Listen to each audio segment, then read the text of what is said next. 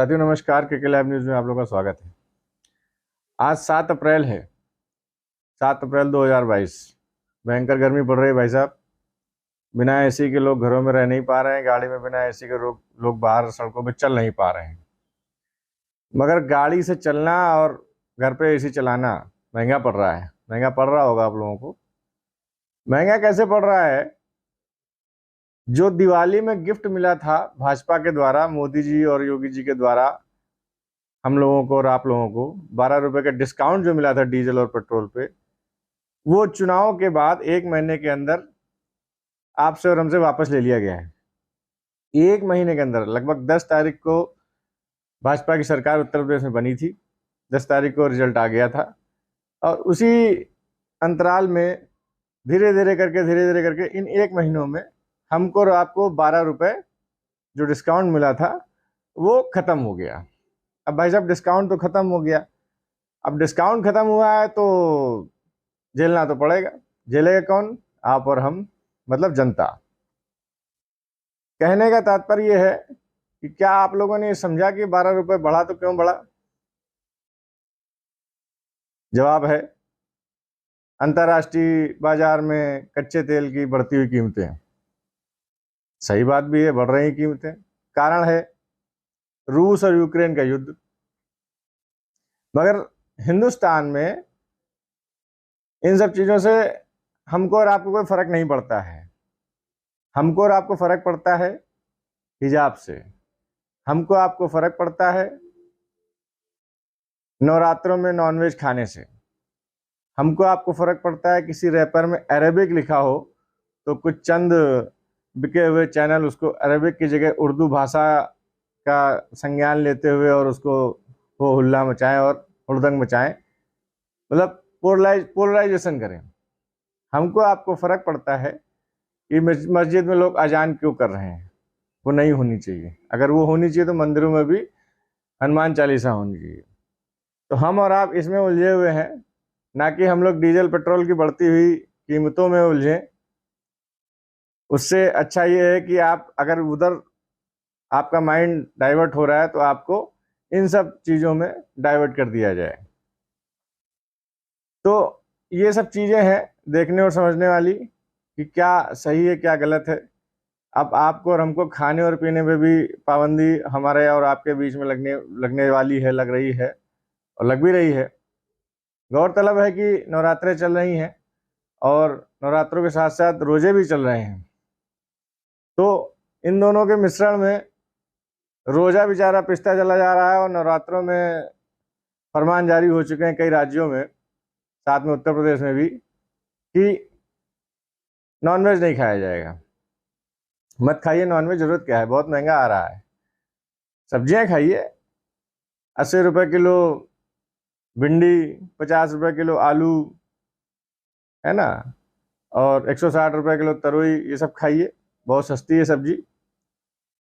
प्याज 50 रुपए किलो बिक रहा है, वो भी सस्ता है, वो सब खाइए। सरसों का तेल खाइए, वो भी 250 रुपए लीटर बिक रहा है।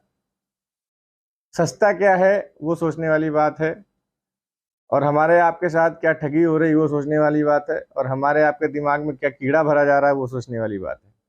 चुनाव खत्म होते ही पोलराइजेशन का जो लेवल, जो स्तर प्रशासन के द्वारा कहें या शासन के द्वारा कहें या राजनीतिक पार्टियों के द्वारा कहें, हमारे और आपके सर में डाला जा रहा है, ताकि आप और मैं, आप और हम इस बढ़ती हुई महंगाई के बारे में ना सोचें, ना मंथन करें कि महंगाई बढ़ रही तो क्यों बढ़ रही है, उससे हम लोगों को क्या फर्क पड़ने वाला है।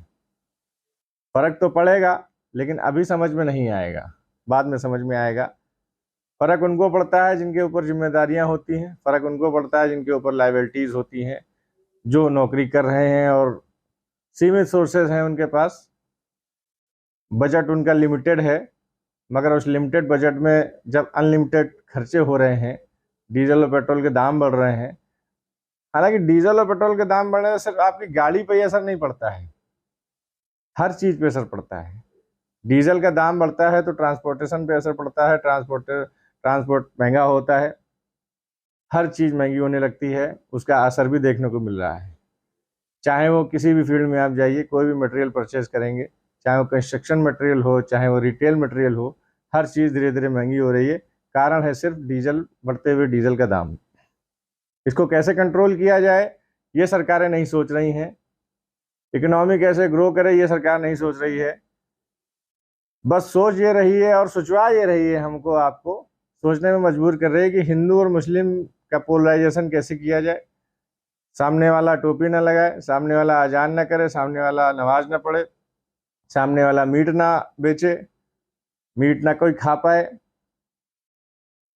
तो कुल मिला के ये सब चीज़ें हैं, सोचने और समझने वाली और मंथन करने वाली चीज़ें हैं। आप लोग जान ही रहे हैं और देख ही रहे हैं कि दुनिया में क्या चल रहा है। कई लोग तो कह रहे दुनिया पूरी बर्बाद हो रही है, हिंदुस्तान में कुछ नहीं हो रहा है। तो कहीं ऐसा तो नहीं हिंदुस्तान में भी शुरुआत हो रही है इस चीज़ की, जहर घोलने की? दुनिया में क्या हो रहा है सभी को पता है। रसिया और यूक्रेन के बीच में युद्ध हो रहा है। उधर म्यांमार, उससे पहले ही वहाँ पे मिलिट्री राज चालू हो गया। इधर आपके पड़ोसी देश पाकिस्तान में इमरान खान के ऊपर तलवार लटकी हुई है। आपके दक्षिण में चले जाइए, श्रीलंका में गृह युद्ध चल रहा है। श्रीलंका का ये हाल है कि वहाँ पे डीजल पेट्रोल तो मिल ही नहीं रहा है, महंगा तो छोड़ ही दीजिए।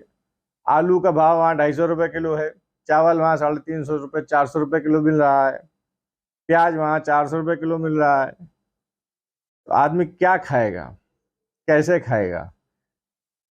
कहीं ऐसा ना हो वही दिन हिंदुस्तान में भी आए। तो उसके लिए सचेत रहें, सजग रहें और बहुत ही शालीनता से काम करें। आवेश में आने की ज़रूरत नहीं है, क्योंकि पोलराइजेशन आपको और हमको खाने को नहीं देगा। खाने को देगी तो सिर्फ मेहनत, पढ़ाई लिखाई, समझदारी।